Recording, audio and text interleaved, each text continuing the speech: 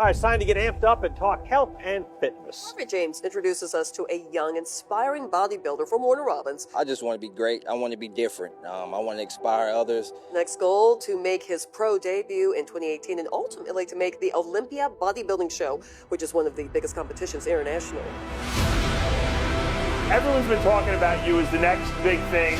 Come on. I want to be remembered as one of the best bodybuilders in this generation. The most important thing I learned this year is believing in myself. Come on! I've never believed in myself. Well, you believe now, right? I believe.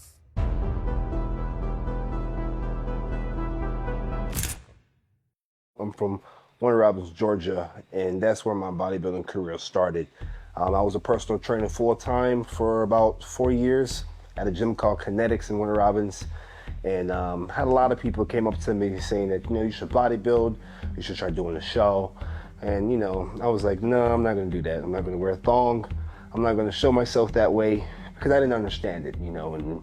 And I've always been told I could have been a bodybuilder. People used to make fun of me and crack jokes in high school, and I never got it. I never understood it until people was actually telling me that in the gym. And I was like, okay. So, you know, I was maybe about like 9 weeks out, maybe 8 weeks out from the competition that was about to happen. I randomly jumped in it. I did a rush prep, did my own research. I was coaching myself and wound up winning my first show. And so 2016 was the start of my bodybuilding journey. I was already around bodybuilders as well.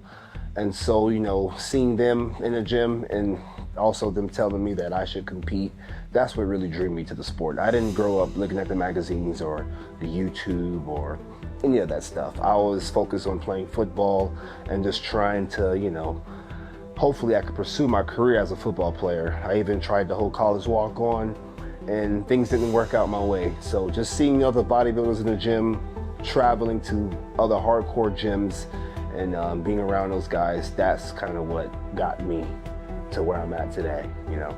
I would say it was 2019 where I placed fourth at the Arnold Classic. That's when I knew I was like, I can do this, like full throttle and take it all the way. I quit my job in 2018 to be a full-time bodybuilder when I had my first contract deal with Blackstone Labs. But 2019, when I got fourth, that's when I realized that's what I really wanted to do. I really wanted to go all the way in and try to reach my full potential. And that's when I actually taste my first win, 2019 New York Pro. This is my third pro show. Still in my first year of competing as an IFBB pro, so it's surreal, man, to be able to win my first pro show, that's New York, and go to the Olympia this year, man. And that's when I really knew, I was like, this is what I'm going to do. I know I can be a Mr. Olympia one day, and I'm gonna do whatever it takes the right way to make it happen. What were some of the biggest obstacles you faced early on? Oh man. I would say sitting out the 2020 Olympia, that was a huge thing at the time. I will not be attending the Mr. Olympia this year due to, you know, mental stress, physical stress. You know, I'm dealing with a few battles right now. Obviously, I just got fourth at the Olympia. I moved up to the 212 division, won my pro debut within the next 13 months. So sitting out the Olympia with all the hype under my name, people was thinking I could have won the 212 Olympia that year or placed very high next to, you know, Derek Lunsford and Sean Clarita.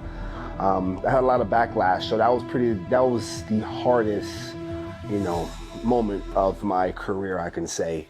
But you know, with the help of God and the right people in my corner at the time, my mentor Flex Willer, everybody helped me got through that situation. And honestly, I don't regret it. You know, that was one of those moments where it really taught me about the sport, about how fans can be on your side on one day, and then the next day they can like not like you and honestly shit on you, make you feel really bad. But I learned to overcome that, and that's just part of the game. That's bodybuilding.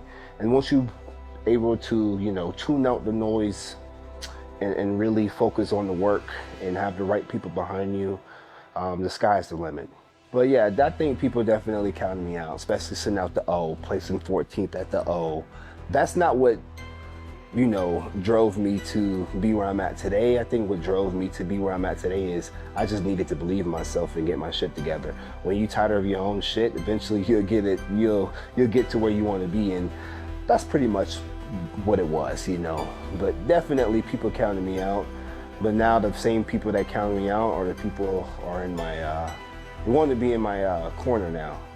It's funny how things work in bodybuilding, but you know, I just laugh and smile and keep my head down and keep working, and the people that was with me when I was getting counted out, these are the same people that's with me now, and that's the only people that I focus on. Everything else to me is noise.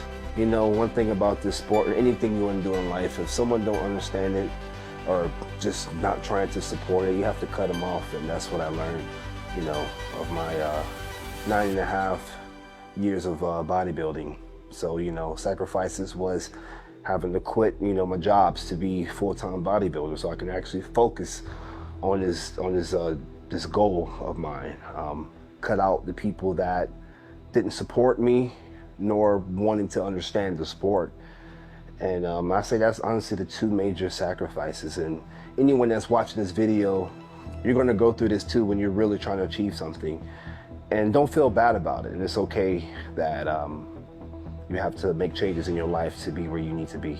I write my goals down, and we like to always plan before we go into the prep. So my fiance Amanda, she usually, you know, she'll have my split ready for the prep already for this year. This is what we're going to target on going into the 2025 season. So we always plan ahead, and that's the most important thing. When you're prepared, you can't fail, and that's how I feel about this prep, and that's how I feel about most of my other preps in the past. So, like I said, nothing much really changes. Only thing changes is just flipping that switch into like, okay, now it's time to get shredded, and I have a certain amount of time to do this. I love bodybuilding, I love the grind, I love feeling tired knowing that I went to the gym every day to bust my ass. I love dieting.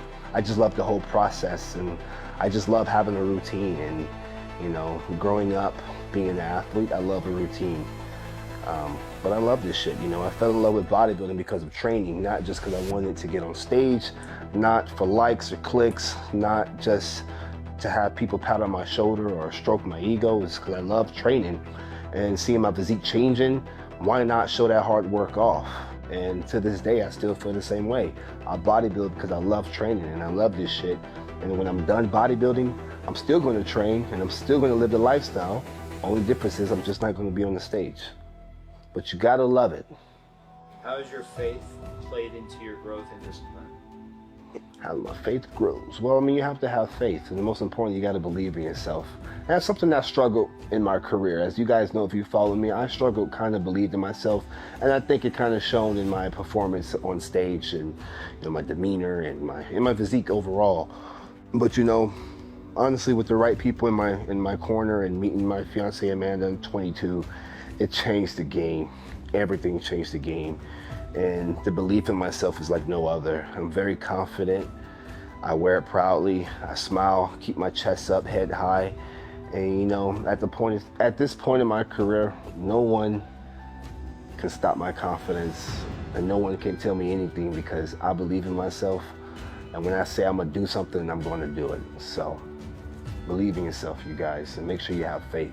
Without those two things, it's gonna be very hard to get through life. Every year is better. Every year is better, and the whole goal is each year you approach, you want to be better than the year before. So stay very lean, kept the cardio in. What I like to say is be a bodybuilder 24/7. Eat, sleep, and breathe it. You know, nothing changes for me. Competition in the off season. The diet's still the same. There's nothing secret that I'm doing. I'm just very consistent. What keeps me going is just what's, you know, the future ahead of me, you know. I have so many great things coming up. I'm getting married soon next year in 2026. And, you know, that is all the motivation I need to keep going because I have a wedding to pay off, okay? But also number two is building a legacy, you know. I want to be remembered as not only the best physique, but I want to be remembered as this special bodybuilder that inspired everybody, to give them advice, and I want to be able to help you guys through tough times or You know, if you follow me, I've been through depression. I know how it feels.